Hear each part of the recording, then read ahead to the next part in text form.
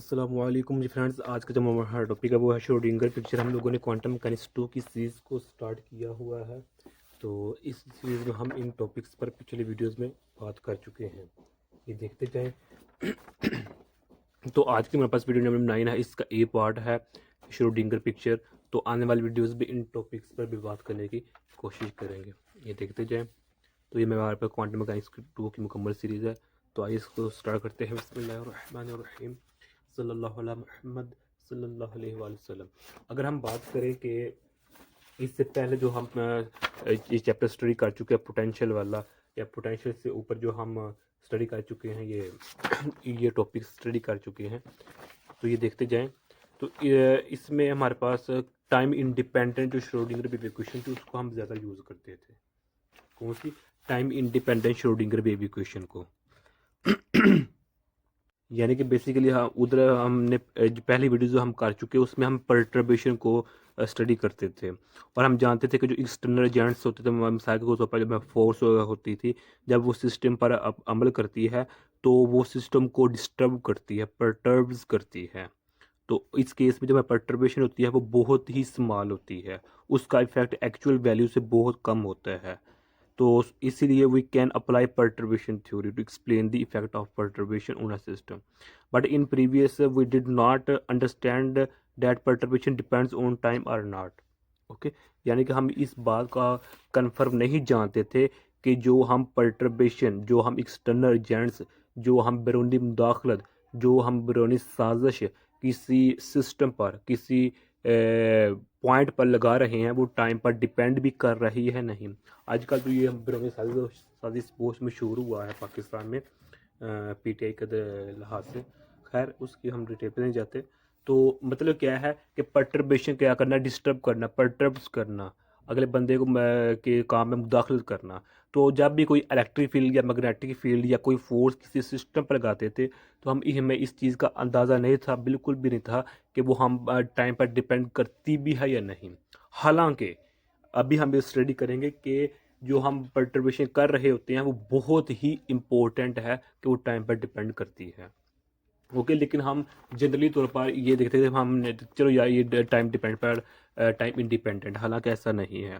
हमें बस यही कहा, हमने ये कहा था कि परटर्बेशन लगी है तो मतलब लगी है, ये नहीं सोचा था कि कितने टाइम तक परटर्बेशन लगी है।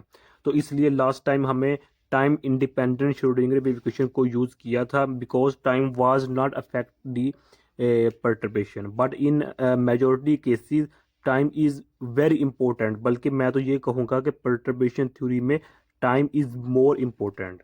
अगर हम इसकी मिसाल लें, फॉर एग्जांपल लाइट जब किसी एटम पर, किसी मॉलिक्यूल पर, किसी सिस्टम पर लगती है, तो अब उस एटम या मॉलिक्यूल या सिस्टम में से हो सकती है तेज़ी से गुजरे, या स्लो गुजरे, या बहुत ही स्लो गुजरे, क्योंकि उधर फोटॉन्स का इशू हो सकता है। ओके, तो फोटोन को गुजरने में कोई प्रॉब्लम इशू हो सकती है कि उसका डेंसिटी कम है या ज़्यादा है, या बहुत ही कम है। इसी तरह हम एक और एग्जांपल लें कि जो हमारे पास इलेक्ट्रिक फील्ड या मैग्नेटिक फील्ड होता है, तो ये भी जब किसी मालिक्यूल या सिस्टम पर लगाते हैं तो वो कितना उस सिस्टम को डिस्टर्ब करता है, तो कितने टाइम के लिहाज से डिस्टर्ब करता है। तो ये हमारे पास इसकी कुछ एग्जाम्पल हैं। और अगर ये तमाम चीज़ें अगर टाइम पर डिपेंड कर रही हैं तो फिर परटर्बेशन भी लाजमी टाइम पर डिपेंड कर रही है। यानी कि हमें पिछले जो चैप्टर, पिछली वीडियोज में जो हमने परटर्बेशन स्टडी की थी वो हमने जनरल टाइम इंडिपेंडेंट के लिहाज से स्टडी की थी। ओके, तो अब अगर हम ये कह रहे हैं कि कितने टाइम पर जो इलेक्ट्रिक फील्ड या मैग्नेटिक फील्ड या फोर्स या जो लाइट है वो कितने टाइम, सेकंड्स, नैनो सेकंड्स या मिली सेकंड्स या कितने मिनट्स तक लग रही है, तो उसके लिहाज से जो परटर्बेशन कम होगी या ज़्यादा होगी। तो इसका मतलब यही हुआ कि परटर्बेशन जो हम लास्ट वीडियो में स्टडी करते आ रहे हैं वो टाइम पर डिपेंड करती है, और बहुत ही इंपॉर्टेंट है ये डिपेंडेंसीज की। लेकिन हम उसको इग्नोर करते थे, लेकिन अब हम यहाँ देखेंगे। ओके, तो so to consider the time dependence we have three representation of pictures. तो टाइम डिपेंडेंस देखने के लिए हम, हमारे पास तीन पिक्चर्स होती है। एक श्रोडिंगर पिक्चर है, एक हमारे पास हाइजेनबर्ग पिक्चर है, और एक हमारे पास इंटरेक्शन पिक्चर है। इंटरेक्शन पिक्चर को हम दायरा ये देखें, पहली आज हम स्टडी करने लगे हैं। ओके, तो जो हमारे पास पहली है इसमें हम देखेंगे कि श्रोडिंगर पिक्चर है। तो श्रोडिंगर पिक्चर की अगर हम डिटेल में जाएं, क्योंकि हम जो है ज़ैटली की बुक को फॉलो कर रहे हैं, तो इसलिए जो ज़ैटली की बुक है वो सिर्फ यहाँ पर इतना से ही दिया गया हुआ है। ये 10th चैप्टर है, time dependence perturbation theory chapter का नेम है। ओके, तो आज हम इस पर बात करने की कोशिश करते हैं। तो सबसे पहले देखें कि जो हमारे पास श्रोडिंगर पिक्चर है, श्रोडिंगर पिक्चर में हमारे पास जो स्टेट्स हैं, यानी कि जिसको हम स्टेट वेक्टर्स का भी नाम देते हैं, वो टाइम पर डिपेंड करती हैं। यानी कि अगर हमारे पास कोई स्टेट है, कोई फंक्शन है, कोई स्टेट वेक्टर है, मिसाल के तौर पर हमारे पास ये है साई है, हम सपोज कर रहे हैं साई है, तो इसको हम इस तरह लिखेंगे। अब जब हमारे पास ये छोटा सा टी आई क्या शो कर रहा है कि ये टाइम पर डिपेंड करता है। तो टाइम डिपेंडेंस है स्टेट वेक्टर या स्टेट्स या जो हमारे पास फंक्शन है, और ये एक्सप्लिसिटिवली जो है ना टाइम डिपेंडेंट, यानी कि डायरेक्ट इसका जो है ना, एक होता है ना इम्प्लिसिटली और एक होता है एक्सप्लिसिटली। एक्सप्लिसिटली मतलब ये डायरेक्ट इफेक्ट करता है, डायरेक्ट चेंजिंग होती है। और जो हमारे पास ऑपरेटर्स होते हैं, ऑपरेटर में हमारे पास वो टाइम इंडिपेंडेंट होते हैं, इसलिए हम यहाँ कुछ भी नहीं लिखेंगे। ओके, टाइम ऑपरेटर की हमारे पास ये निशानी होती है ना, तो ये ऑपरेटर है, टाइम इंडिपेंडेंट है, ये हमारे पास क्या है, डिपेंडेंट है। तो so far this picture we use simple Schrodinger equation, जो हम पिछले वीडियोज में श्रोडिंगर इक्वेशन को यूज़ करते आ रहे हैं वही हम इधर यूज़ करेंगे। ये हमारे पास ओके हो गया, ये देखते जाएं। तो ये हमारे पास जो इक्वेशन है बुक पर, वो हमारे पास 10.1 इक्वेशन है। ओके, तो जो हमारे पास ये इक्वेशन है, this is well known time dependent wave equation and this is fifth postulate of quantum mechanics. यानी कि अगर हम ये क्वांटम मैकेनिक्स 2 की सीरीज है, तो हम क्वांटम मैकेनिक्स 1 में जाएं तो उसमें हमने जो तीसरा चैप्टर स्टडी किया था उसमें हमने postulate of quantum mechanics study किया था। तो ये हमारे पास 5वां पोस्टुलेट है। And because wave function is changing with the passage of time, जिस तरह हमने अभी कहा कि जो वेव फंक्शन है, जो स्टेट है, जो स्टेट वेक्टर है, वो टाइम के लिहाज से चेंज हो रहा है। हमने देखना चाहते हैं कि with the passage of time क्या चेंजिंग आ रही हैं। तो यही हमारे पास इस टॉपिक का मेन कंसर्न है। ओके, तो for this purpose we use time evolution operator, कि कितना टाइम, यानी कि टाइम के गुजरने के साथ साथ साथ वेव फंक्शन ने स्टेट वेक्टर में जो हमारे पास स्टेट है इसमें कितनी चेंजिंग आ रही है, तो उसके लिए हम टाइम एवोल्यूशन ऑपरेटर को यूज़ करेंगे। तो हम जानते हैं जो हमारे पास टाइम एवोल्यूशन ऑपरेटर होता है वो हमारे पास ये होता है। इसको भी हमने कई मरतबा स्टडी किया हुआ क्वांटम मैकेनिक्स 1 में। तो ये हमारे पास है, तो एक्चुअली ये हमारे पास फार्मूला इसका। ओके, ये क्या है, टाइम एवोल्यूशन ऑपरेटर है, इसको हम प्रोपेगेटर का भी नाम देते हैं।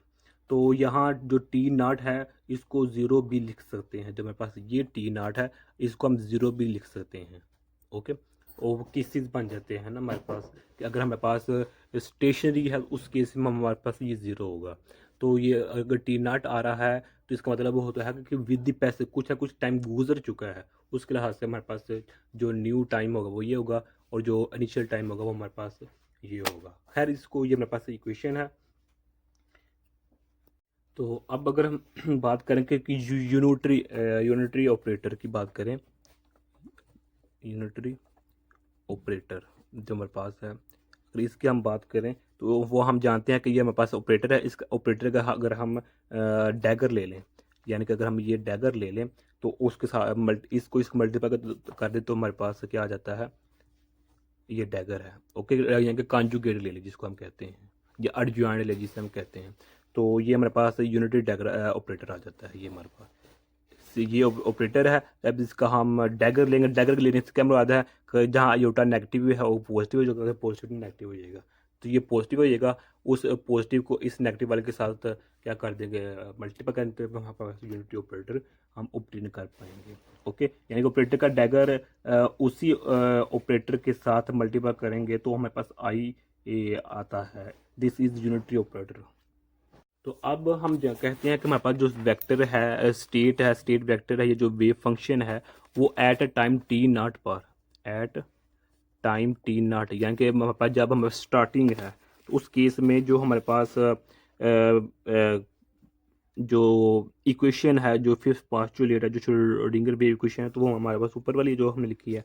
तो हम देखना चाहते हैं after some time with the passage of time, अब टाइम गुजर चुका है तो उसके लिहाज से हम चेंजिंग देना चाह रहे हैं वेव फंक्शन। तो उसके लिए हम क्या यूज़ करेंगे, इस इक्वेशन को यूज़ करेंगे, जो जो हमारे पास क्या है, unit sorry time evolution operator है, इसको या फिर इसको हम ऑपरेटर का नाम भी देते हैं। तो ये हमारे पास क्या है, वेव फंक्शन है। ओके, स्टेट वेक्टर है, स्टेट वेक्टर है, ये वेक्टर है। तो ये हमारे पास क्या है, अल्लाह भला करे आप लोगों का, ये हमारे पास ये हमारे पास टाइम एवोल्यूशन ऑपरेटर है।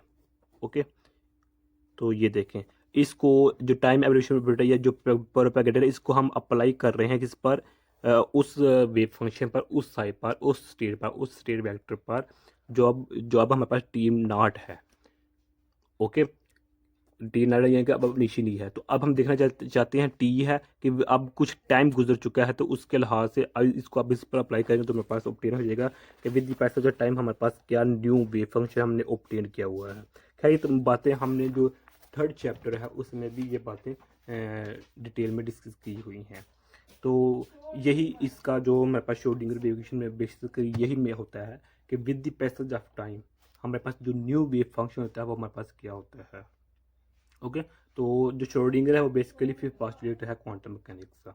तो अब जो हमारे पास जो नेक्स्ट टॉपिक होगा, नेक्स्ट टॉपिक में हम देखेंगे जो हमारे पास है हाइजेनबर्ग। ठीक, जो हमारे पास हाइजेनबर्ग है पिक्चर है, उस पर बात करने की कोशिश करेंगे। तो इसमें हम इसको हम एक जो हमारे पास श्रोडिंगर इक्वेशन है उसको हम इस तरह भी लिख सकते हैं, पार्शियल की फॉर्म में भी लिख सकते हैं। ओके, ये हमारे पास है श्रोडिंगर वेव इक्वेशन है। ओके, तो ये मेरे पास पार्शियल है, ये वेव फंक्शन है या स्टेट है या स्टेट वेक्टर है। तो अगर इस ये श्रोडिंगर वेव इक्वेशन है, तो इसको अगर मैं हाइजेनबर्ग पिक्चर के साथ मेजर करूं, जो हम नेक्स्ट वीडियो में देखेंगे, तो वो हमारे पास इस तरह होगा, पार्शियल टी ए के पास योटा एच कट, ये हमारे पास। अब ये क्वेश्चन कैसे आई, कहाँ से आई है, तो हम ये नेक्स्ट वीडियो में देखेंगे, ये हाइजेनबर्ग। तो यही आज का मेरा टॉपिक था। जज़ाकल्लाहु खैर। अस्सलाम वालेकुम रहमतुल्लाहि व बरकातुहू।